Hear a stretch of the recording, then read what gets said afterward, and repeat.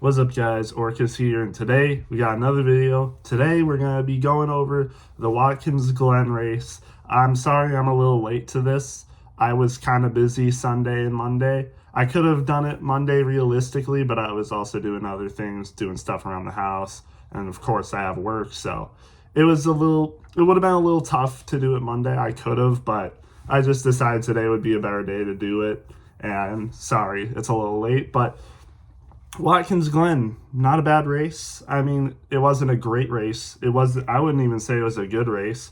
It was, pretty mid, I will say. It's the worst race I would say we've had in a while. I think when I was doing, because I've been ranking every single race, side note, and I'll probably make a video about that once the season's over, ranking every race. I didn't do that last year, so I'm doing it this year. Should be fun, but still got a long ways to go before that. But when I was doing that list, I had it, I ranked it how it is, and apparently it's the worst race we've had since Nashville, in my opinion. So, Nashville was a long time ago. And, after Nashville, I would say we had a decent stretch of races. People will say what they say about Iowa. I was there, so maybe I'm biased, but I thought it was a good race, based on me being there. But, maybe I'm biased, like I said. But, this one, it wasn't that great. You could barely pass unless you were on different strategies like Shane Van Gisbergen and Chase Briscoe and Ryan Blaney at times. And you could see it. You really could. And it surprises me that there was only three lap cars today, and they were open cars. So the 66, 44, and 78. Those were the only cars that got lapped. And there was people that had wrecks, like Josh Berry. Josh Berry was in a wreck. John Hunter Nemechek, even, he was in a pretty bad wreck, yet he was still finished on the lead lap. Maybe you could credit that to, it was later in the race, but that just surprises me. It was hard to pass. People couldn't really go anywhere. And people who were in the lead stayed in the lead. Ryan Blaney led 35 laps. 35 laps. Ryan Blaney had the pole, so he had the pole position, led 35 laps. Now, maybe you could credit that to SVG not trying to pass him, especially in stage one, but that just, I don't know. Like, even SVG not being able to pass Ryan Blaney in stage one, that's just, I don't know. That's weird to me. But who knows? Like, it was just probably one of the worst. It was the worst road course race of the year so far, and that's sad to say because I like Watkins Glen. Watkins Glen produced a really good race last year, and I might get some flack for this, but honestly, put Watkins Glen in the playoffs. Put it as a playoff race because that did wonders last year. That race was amazing last year because of the playoff implications, all the stuff that happened with playoff drivers. It made that race so much more interesting. So low key, maybe put Watkins Glen back as a playoff race. I know it's been a regular season race for as long as time, and that was kind of just a one-off thing. But hey, maybe put it back in the playoffs, see what happens, because there was a lot of playoff drivers that had issues today. Denny Hamlin, one of them. Kyle Larson, another one. Like, it was interesting. I think it would have been a lot more interesting to see how things play out as a playoff race. And maybe you put the Charlotte Roval, if you keep the Charlotte Roval. I don't know if they're going to do that, but maybe switch the dates. Maybe put the Charlotte Roval earlier in the season or somewhere out of the playoffs instead of like a late playoff race, and put Watkins Glen in. I don't know. I think it did really well last year as a playoff race. But, as the third to last race of the season here, it just, didn't perform as well. And maybe part of the problem of why it was such, not as good of a race as the others was SVG getting his fourth win of the season, all on road courses, mind you. The only road course race he didn't win was Coda, and I'm not even sure, like, maybe it was just him getting used to the car, him getting used to his crew chief and crew and everything. But SVG was beatable at Coda. Like, he was beatable. Kyle Busch was keeping pace with him, outright better than him at some points of the race. But I don't know. Now he's really seemed to pick it up. Now he's winning all the races, and he is just unstoppable. He is inevitable. It seems like he cannot be stopped. Again, not sure what happened with Coda. Probably just getting used to everything. But now, ever since then, he's been unstoppable on road courses. No one can beat him. Not even close. Not even close. SVG's win margin was 11 seconds. Over 11 seconds, mind you. He's just better than everyone. And Watkins Glen is a road course all these drivers are used to. They've raced at Watkins Glen ever since they started their racing in the professional NASCAR level. They've raced here ever since then. But SVG, this is his third? This was his third race, like including the Xfinity Series. No, it'd probably be fourth race, including the Xfinity Series at Watkins Glen. And he's already got it all figured out. And he's already gapping the field by an insane margin. SVG is unbeatable. We know how last year ended up. He actually lost to Chris Buescher. But one, you could chalk that up to him being in a Kaulig car, which is obviously worse than Trackhouse equipment. I mean, when you have AJ Allmendinger running 11th and like not in the top 10 at all, like, you know something's wrong with the Kaulig cars. Like, if you put AJ Allmendinger in a Trackhouse car, he's probably getting a road course win for sure. But instead, he finishes 11th somehow, and he was nowhere in the picture today. But SVG, just absolute dominance. There's really nothing you can say more than that. He's just better. Again, we know how last year ended up. He lost to Chris Buescher on the restart in overtime. I'm pretty sure it was in overtime, if I'm remembering correctly. But he messed up on the S's straight up. Buescher got to the inside of him, bumped him out of the way and got the win. But, again, you could chalk that up to him being in a Kaulig car. Maybe, if that caution didn't happen, he probably wins the race. He probably wins the race as well. Like, even in a Kaulig car like that, he was still in contention to win the race, and he had the lead until the final lap. But here, he's just inevitable. He was on the same strategy as Chase Briscoe and Ross Chastain, mind you. You know where Ross Chastain and Chase Briscoe finished? Ross Chastain finished 10th, and Chase Briscoe finished 5th. Shane Van Gisbergen was on the same strategy as them, and he finished 11 seconds ahead of second place. And like I said, you had Chase Briscoe in 5th and Ross Chastain in 10th on the same strategy. He is out of this world, really. And it's kind of crazy. I respect Michael McDowell for saying he thinks he's beatable, but it really doesn't look like it. Maybe at Chicago, Michael McDowell actually had a chance, but no one had a chance here. No one had a chance here. No one had a chance at Mexico City. Yeah, it's just, he can't be stopped. I'm forgetting the other. Yeah, Sonoma. You could argue, Sonoma even. That's a track for experienced NASCAR drivers. They've raced there ever since they got into the series, and Shane Van Gisbergen still dominated that one. There's really nothing more you can say. He has 4 wins on the season now. I think, if I'm not mistaken, 4 wins in the rookie season is the most out of any driver. No rookie has ever won 4 races in a season. Either that or he's tied the record. I can't remember, but either he's tied or now holds the record for most rookie wins in a season. He now has as many wins as Denny Hamlin. He has more wins than Christopher Bell and Kyle Larson and William Byron. That's wild. That's absolutely wild. Yeah, there's really nothing more you can say. SVG is just absolute dominant. If we want to go over the stage wins, we can, but it's kind of filler. Chris Buescher stayed out in stage 1 to get the stage win. Pretty big for playoff points, perhaps. Ryan Blaney won stage 2, again, stayed out there as well. ended up working out for some people, being on different strategies. Christopher Bell also stayed on stage 2, got third and ended up finishing pretty well. Same with William Byron.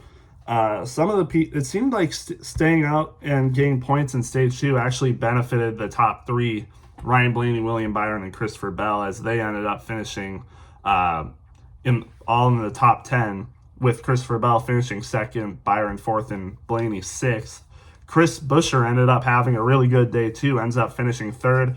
So close to, having, perhaps a rematch at Watkins Glen with Shane Van Gisbergen, but there was no cautions in the final laps. There almost was one, with Brad Keselowski losing a tire, but he ended up getting it to pit road and the tire didn't fall off. So, it would have been interesting to see how that worked out, but, it's kind of nice to have green flag finishes, It's kind of nice to not have yellow is late into the race every race. So I guess that's cool.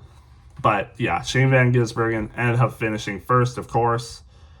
Christopher Bell ended up finishing second. It was actually a pretty good battle between him and Chris Buescher at the end there. Imagine if that was for the win. Imagine if it was Christopher Bell versus Chris Buescher for the win. It was actually pretty close. But, ahead of them, SVG was ahead of them by 11 seconds. So it was a battle for second, a cool battle for second, but it wasn't for first. So, just how things go. But a good bounce back race for Christopher Bell. He's been struggling a little bit recently. It's good to see him get back on his footing. Hopefully he can have a good race at Richmond as well. Maybe have some fuel to start to get into the playoffs. That would be nice. But yeah, good race for Christopher Bell all around. Ends up with a good finish. Chris Buescher, also a good finish, third place. Gets a good amount of points today, which he definitely needs for the playoff bubble. Right now, he still stands as the final person in the playoffs on the playoff bubble. Tyler Reddick is not in on points yet, but, after Richmond, he most likely will be in on points unless someone new wins somehow. But Reddick's looking really good on points. I'd give him like a 99.5% chance to make the playoffs off of points. And then you got Alex Bowman, who's like plus 60 something, and Chris Buescher is under him by like plus 20 something. We'll see what happens, but I don't know if Chris Buescher is going to be able to, get past Bowman in points. We'll just have to wait and see. Still got Richmond, and who knows what can happen at Daytona, but Chris Buescher still has the 16th and final spot. He is praying that no one new gets a win.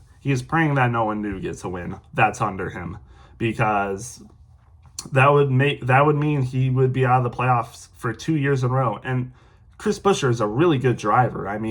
Arguably the best driver at RFK, but yet he still might not make the playoffs. So for 2 years in a row, that would absolutely be heartbreaking for Chris Buescher, because he definitely deserves it. And I've seen he's definitely an outright critic of how the playoff format is and, what it takes to get into the playoffs, the win and you're in stuff. He's definitely not a fan of that, you can tell. But hey, the drivers know what they're doing. They have to play by the format.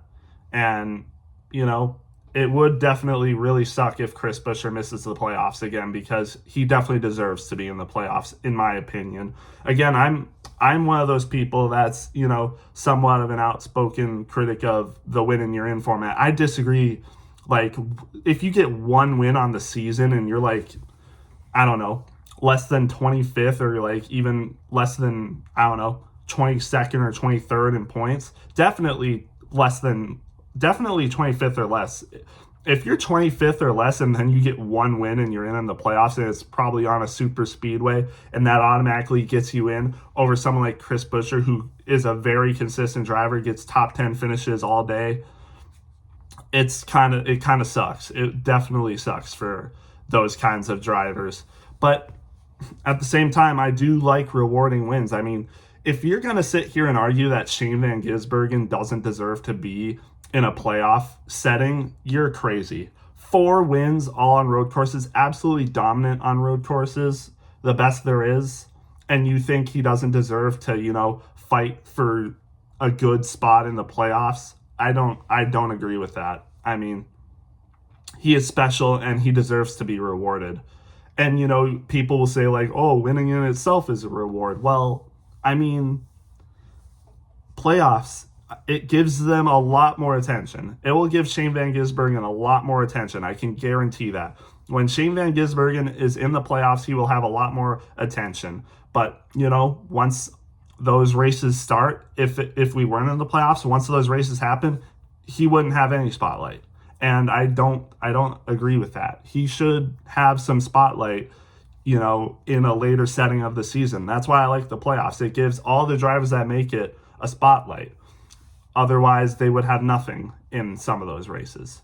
But again, I'm a kind of a critic of the win you're in format. I disagree of last year Harrison Burton winning Daytona and making it into the playoffs over people like Chris Buescher, Ross Chastain, and Bubba Wallace. But I mean, when you have SVG that has 4 wins and some people would still argue he doesn't deserve to be in a playoff setting, I don't agree with that. But that's my little rant there for the playoff stuff. William Byron finishes 4th. I mean, kind of quiet all day, but still 4th place finish. Good for him. Chase Briscoe rallies to get a 5th place finish. It was on a different strategy. He was on the same strategy, actually. He was on the same strategy as SVG, but I mean, Ross and Briscoe were so far behind him. Like, they were both outside the top 10 at one point in the final stage, and Shane Van Gisbergen was leading. But Chase Briscoe rallied past a good amount of people, ended up with a 5th place finish and passed Blaney on the final lap, if I'm not mistaken, to get a top 5. So, not bad day. I mean, there's no way he was going to be beating SVG. You just can't. But he could have had a 2nd place finish. But, kind of tried something different there. Ends up with the top 5. Still a really decent day. Chase Briscoe is on an absolute roll. And low-key, he is a sneak pick for the championship 4. Low-key, I could see him doing it. Like, he has been so consistent. He might just do it, he might not even need to get wins. He could possibly just do it on getting solid finishes like this because, I mean, he's been basically automatic. If you throw out, like, Chicago and Indianapolis, he's had a top 10 like every race. And even in those 2 races, he had top 10 speed. He would have finished top 10 if not for things that happened later in the race. Like at Chicago, I think he blew a tire or something. And then at Indianapolis, just the cautions, the way they fell, and Chase Briscoe's and on the stuff on pit road, that made him fall outside. But if those things don't happen, he has top 10s in those races too. Like, Chase Briscoe has been amazing. And, of course I'm biased as a Chase Briscoe fan, but I mean, if you've been watching, you can see how good he's been recently. So, yeah, he just had the 2nd place last week with me in attendance and won the pole. 6 pole wins. I mean, it's just crazy to see for him. Ryan Blaney finishes 6th. He had the pole for this race. He led a ton of laps when he was in first, clean air. What do you want to say about that? But he was good, pretty decent. Daniel Suarez 7th, pretty good for Daniel Suarez. We know he's not with Trackhouse next year. We'll have to see what he does, but I would be shocked if he is not in NASCAR in some way, shape, or form. Like, if he's not at least in the Xfinity Series, I know he said he doesn't want to do that, but I mean, if that's like his least option or best option, I think he would take that over not being in NASCAR at all. I think he would want to stay in NASCAR, but obviously his priority is find a cup ride first. But if that doesn't work, I think he would be in the Xfinity Series. So we'll see what happens, though. I could see him getting Zilich's ride perhaps, but yeah, we'll just wait and see. Bubba Wallace, 8th place finish. I mean, Bubba Wallace has been really good too recently. And his teammate Tyler Reddick finishes right behind him in 9th. So good day for 2311 for the most part. Ross Chastain finishes 10th. All Trackhouse drivers finished top 10 today. Haven't seen that in a while. Good stuff for them. Actually, have we ever seen that? I don't know if we've ever seen all Trackhouse drivers finish top 10 because the only way they would be able to do that most likely is on a road course. I mean, super speedways perhaps, but those are so unpredictable. I would expect at least one of those drivers to not at every race. So rare sighting, all Trackhouse drivers top 10 on a road course, but still pretty cool. Like I said, AJ Allmendinger 11th. Eric Jones, sneaky good performance for a Legacy car on a road course, 12th place. You don't normally see that for Legacy. Legacy is not normally that great on road courses, and John Hunter Nemechek can attest to that today, although some of that wasn't his fault. And Eric Jones had a problem late in the race too. His teammate actually bumped him off the track late in the race, but Eric Jones still 12th, so good for him. Ryan Preece ends up finishing 13th. He's 17th on the bubble right now for the playoffs, under his teammate by 30 something. So he's probably gonna need to get a win to make it in the playoffs. And I want him to, but if he gets a win, he would be bumping his teammate out. So it's a bad predicament for RFK, and same with Brad. If Brad wants to get into the playoffs, he's going to need to win for sure. And by doing that, he would bump out his teammates. So it's a lot of stuff going on for RFK, but, you can tell they're all really good. At least one of their cars deserves to be in the playoffs, in my opinion. If I had my way, I would say two of them deserve to be in the playoffs, but, some of those spots are filled by Josh Berry, who got an early win in the season and just really fell off a cliff lately. He was really good to start the season, and he's had some spotty top 10 finishes and good finishes, but, it's not been that impressive for him ever since then, but, oh well. Joey Logano, top 15 finish on a road course, not bad. Austin Dillon, top 15, good for him. Cindric finishes 16th, Zane Smith 17th, Hocevar 18th, which is interesting. Finishes above his teammate Michael McDowell, and they had there was some stuff that happened between them. Michael McDowell ended up spinning Carson Hocevar at some point in this race. It might have been stage 2. It could have been even the final stage. I can't remember, but Michael McDowell, obviously probably an accident, spins out his teammate, but Hocevar rallies back, finishes 18th above his teammate Michael McDowell. I'm not sure what happened with Michael McDowell. Maybe it was just how the strategy played out, but he was a top 5 car today and just did not have the finish like he probably should have. And, realistically, this might have been Michael McDowell's last real good shot at getting into the playoffs. We know Michael McDowell is good on road courses. But it's most likely he's not going to make the playoffs now unless he gets really lucky at Daytona. And he's won there before, but Spire hasn't been, the greatest at super speedways.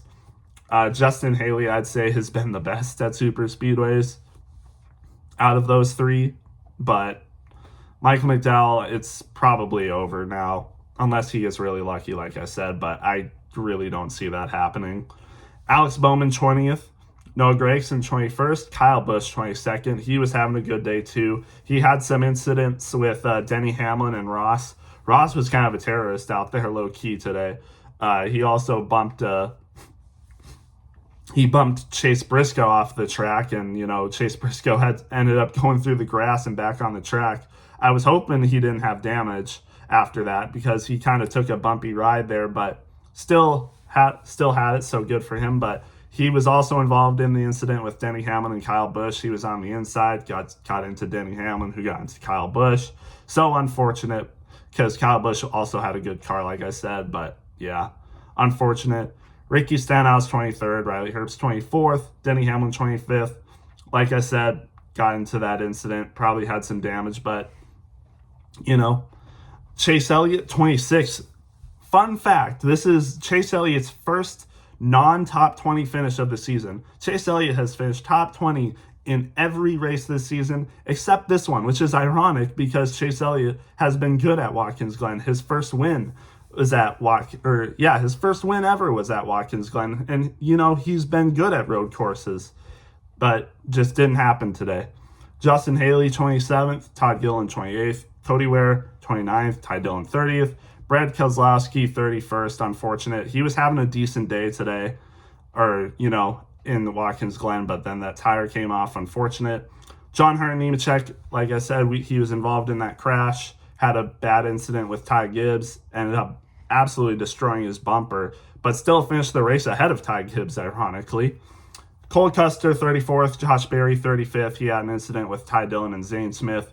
wrecked his car pretty bad, so finishes the last person on the lead lap. And then people lap down. Catherine Legge, first person, 1 lap down, 36th. Josh Bilicki, 37th. And JJ Yaley, 38th. And then Kyle Larson finishes last. Had the fastest lap today, but he had some brake issues, I think. He spun out really early in the race and just couldn't recover. I'm not really sure what was with his car.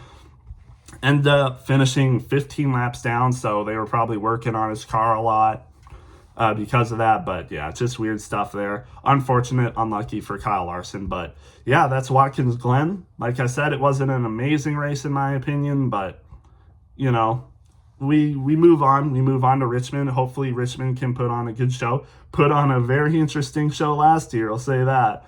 If we see that again this year, that'd be crazy. But who knows? RCR could do something again. Austin Dillon had a really good car there last year, so just have to wait and see. Maybe another person can surprise us. Another underdog can surprise us. So, yeah, with that being said, that's the Watkins Glen race.